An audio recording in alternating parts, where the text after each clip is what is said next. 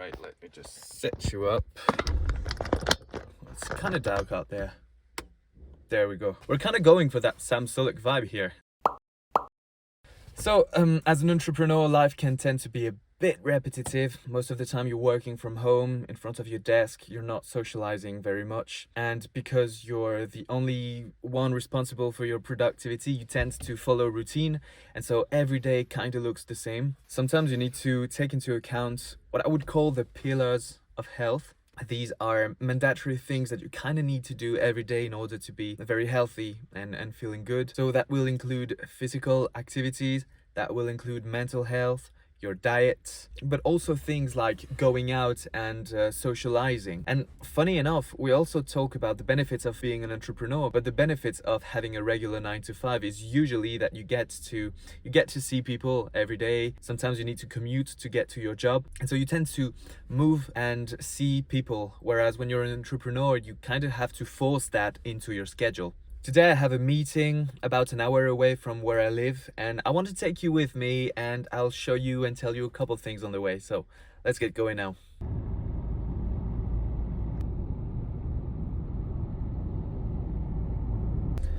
So one of the great things with my job is that I get to work online 95% of the time, but it still makes a bit more sense for my industry to try and look for local clients. But I can't afford to drive and meet 5-6 prospects every week where I'm not even sure I'm going to have a deal with them. That's going to make me lose money. For those where I'm kind of sure that it's not going to lead to anything, I've been trying to set up Zoom meetings, which is not something I like to do, especially when looking for new clients. I think it's a bit effortless. So doing these Zoom meetings, I do them with clients I currently have, and I realize that sometimes it's much more convenient for everyone. You don't waste time traveling around, meeting them to do something that could have been said on a Zoom call. I also look forward to these opportunities of going and meeting those person because it's an excuse for me to get outside of my house. It's an opportunity for me to drive. I love driving, and it's something we tend to lose as we grow up. We don't enjoy our surroundings anymore. We have a GPS and it takes us straight away to the destination we want, and I think that's a shame because sometimes you can really enjoy some more beautiful sceneries if you just open your eyes and enjoy your surroundings. So I just wanted to do this quick stop to just show you this beautiful place I found. We're along the river. It's beautiful here.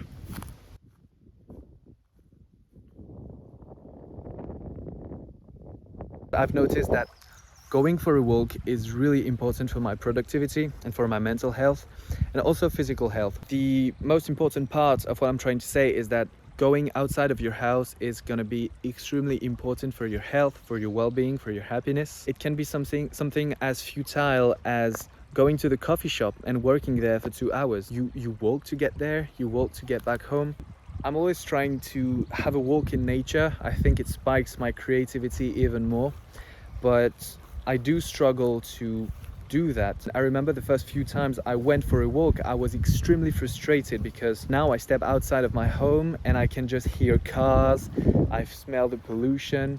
But just go for a walk because you know it's important for your physical health to do some movement, activity. It's great for yourself to expose yourself to sunlight. Sunlight is extremely important for your focus, for your internal clock, to improve your sleep. You know, it's just taking your mind out of work, out of your home, and then getting back to work. If you have a car, if you get to go and visit clients, then it's the perfect opportunity for you to just step outside and explore a little bit and enjoy some landscape. So yeah, very important. One last thing I forgot to mention is the importance of making these walk outside as dopamine free as you can. So that means try your best not to use your phone, not to listen to music. If you need to rely on music to distract yourself from being present in the moment and mindful, that you're not optimizing the moment. And so take in the environment and enjoy the moment as well.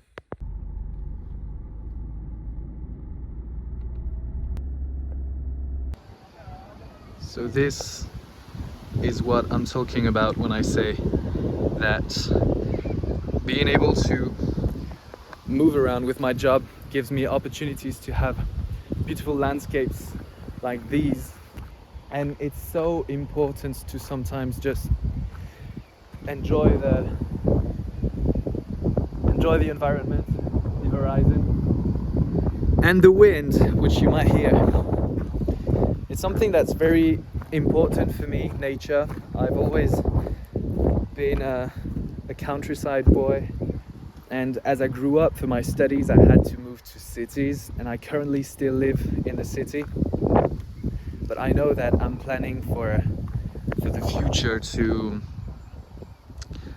live in the countryside, or somewhere where I can have a very easy access to nature. I need to consider the fact that I live with my girlfriend. She's currently working in the city center, and so we need to remain close enough to the city for her to go there. But maybe in the future we'll have opportunities where she can find a job where she can either work from home as well. Maybe I can even retire her if she wants to, and so we can move further away from the city and find cheaper houses in a healthier place. That's the plan for now. I'll keep working my ass off so I can afford to move to the countryside. And yeah, I think I'm gonna sit down for 1 or 2 minutes just to enjoy the view a little bit more, and then we'll be off again.